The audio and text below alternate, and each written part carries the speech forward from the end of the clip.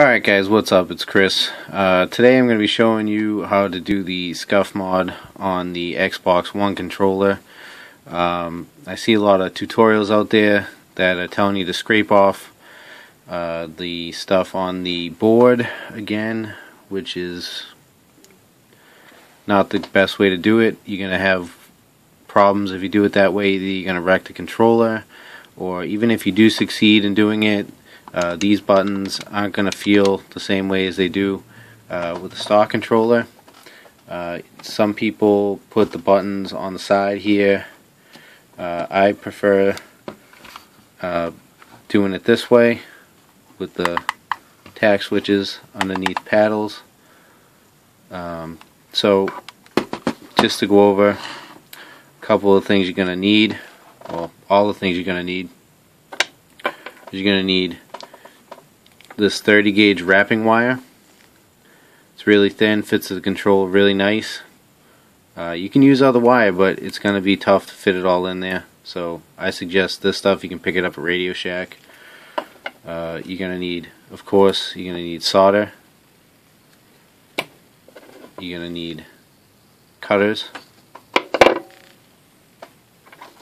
I use a Sharpie to mark out, where I'm going to drill on the back of the controller, stuff like that.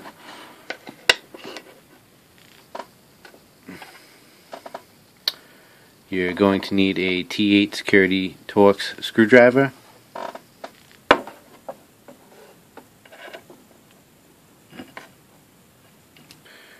You're also going to need a I'm not 100% sure. I'll let you know when I open up the controller. I forgot.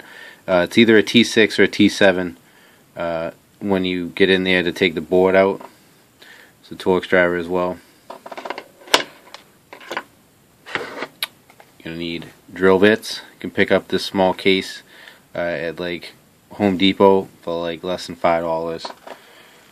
You're going to need screws of your choice. I don't know the exact size. It's just what I had laying around the house. And you're going to need tack switches. These ones I got online. And they are 7mm. I see a lot of people excuse me. I see a lot of people using the 9.5mm ones you get at Radio Shack. Then you have to grind them down because they don't fit right. I'm talking about you grind down this part here. But yeah, these ones work the best that I've found so far. You don't have to grind them down. They stick out just enough excuse me again, for stuff to contact the switch. Just put these away. I got these ones at mytinkerbot.com. Very good. 6x6x20. I got a pack of 20 of them. Very cheap.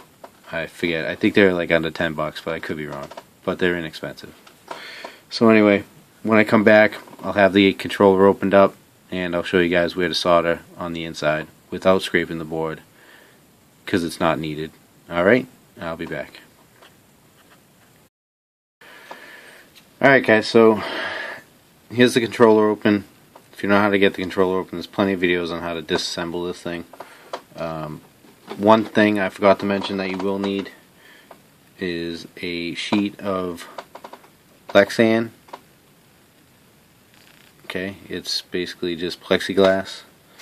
This is what I make the paddles out of. You just cut a sheet, you cut a piece out of it, and then you just make it into the paddle shape. It is a T7 for these. You're going to want to take this screw out, and then there's one over here, and then this long board will come out. What you're also going to want to do is you're going to want to unsolder the rumble packs for the triggers, which are these ones right here. Gray is going to be a positive, black is your negative. And then these are your rumble motors for the controller itself. Obviously red is positive, black is negative. So I am going to take desolder those things. Very easy. And then I will take the long board off and I'll show you guys where to solder up to make the duplicate buttons.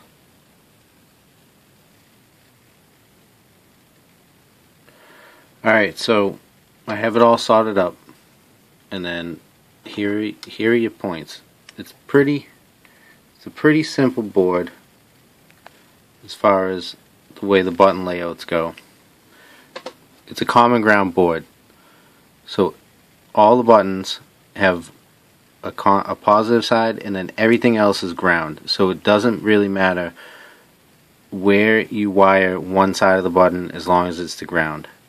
So on this connector, this is the long board, on this connector, this being the right analog stick, right next to the right analog stick, this very first pin is ground. So I have two wires going to ground. Okay?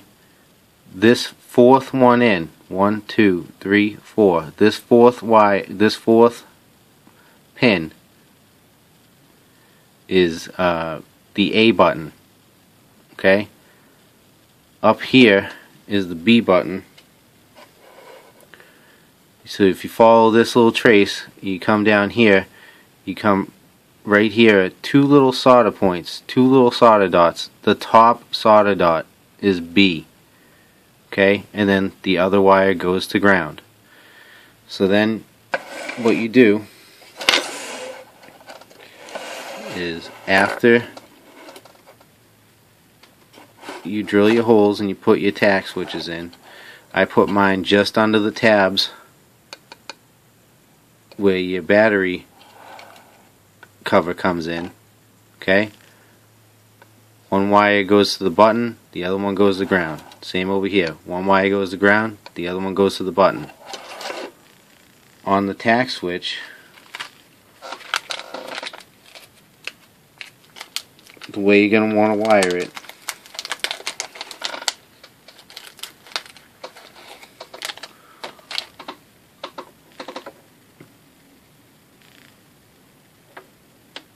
is, you're going to want to wire one wire here and here, or one wire here and straight across.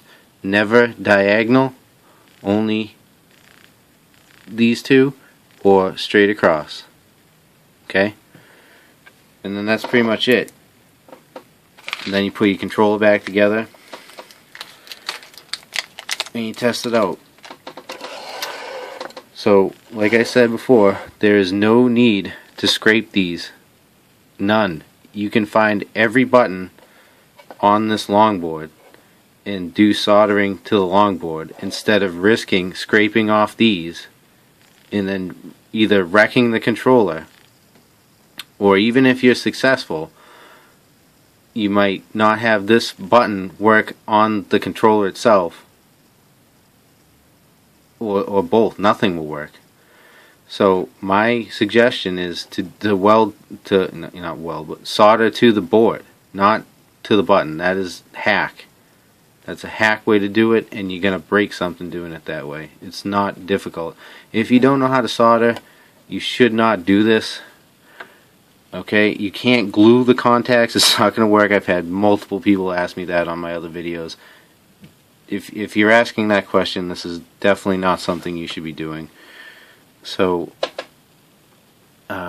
just one final thing. I'll put the controller all back together, and then I will show you that these buttons actually work, and all the buttons on the controller itself still work. So I will put this all back together, and then I will show you guys the end result. So I'm going to try to show this the best I can. This is the A, this is the B. Okay, I'll flip it over. This is A, this is B. As you can see, everything works. And that is the end of the scuf mod tutorial. So if you have any questions, don't feel like you can't ask. You just send me a message, or you can ask in the comment section, whatever you feel like. And yeah, that's pretty much going to wrap up this video. and I hope you guys enjoyed it. Don't forget to rate the video and subscribe if you want to see more, or if you like the video. And yeah, leave a comment. Tell me what you think. And again, if you have any questions, don't feel like you can't ask. And yeah, that's gonna do it. Peace. Hope you guys have a good night.